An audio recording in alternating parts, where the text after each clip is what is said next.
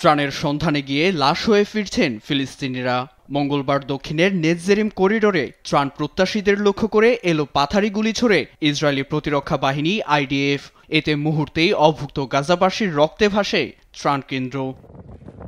Gaza humanitarian funds যেখানে ত্রাণ বিতরণে ব্যর্থ, সেখানে ফ্রিডম ফ্লোটিলার মতো দাতব্য সংস্থাগুলোকেও উপত্যকায় ভিড়তে দিচ্ছে না ইসরায়েল। সম্প্রতি সংস্থাটির ত্রাণবাহী জাহাজ আটক করে সুইডিশ মানবাধিকার কর্মী গ্রেটা থুনবার্গ সহ বেশ কয়েকজনকে নিজ দেশে ফেরত পাঠায় ইসরায়েল। এদিকে দক্ষিণের আল মাওয়াসি থেকে উত্তরের খান ইউনিসের শরণার্থী শিবিরে ড্রোন দিয়ে হামলা চালায় IDF। এতে প্রাণ যায় নাসের হাসপাতালের এক চিকিৎসক সহ সাংবাদিকের। এর মধ্যেই গাজায় যুদ্ধ বন্ধের তাগিদ দেন মার্কিন প্রেসিডেন্ট ডোনাল্ড ট্রাম্প। চলতি সপ্তাহের সোমবার 40 মিনিটের ফোন আলাপে দেয়া প্রস্তাবটি প্রত্যাখ্যান করে দেন ইসরায়েলি প্রধানমন্ত্রী নেতানিয়াহু। তবে এক ভিডিও বার্তায় হামাসের হাতে জিম্মিদের মুক্তির বিষয়ে আশ্বস্ত করেন তিনি।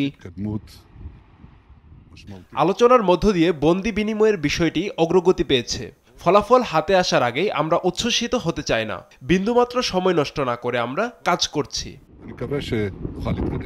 এদিকে মুসলিম দেশগুলোকে নিজেদের ভূখণ্ড দান করে ফিলিস্তিনি রাষ্ট্র গঠন করার নেক্কারজনক প্রস্তাব দিয়েছে তেল আবিবে নিযুক্ত মার্কিন দূত মাইক হাকাবি।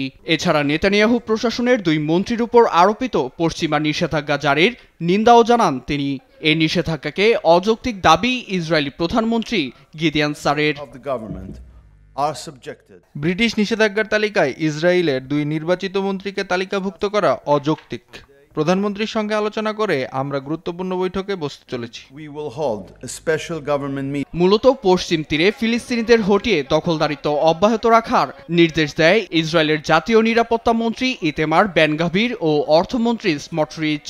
এতে মানবাধিকার লঙ্ঘনের দায়ে বিদেশে থাকা 2 মন্ত্রীর সম্পদ জব্দ সহ ভ্রমণের নিষেধাজ্ঞা জারি করে যুক্তরাজ্য সহ কানাডা, অস্ট্রেলিয়া, নিউজিল্যান্ড ও নরওয়ে। নীরব দাস, নিউজ ডেস্ক, দেশ টিভি।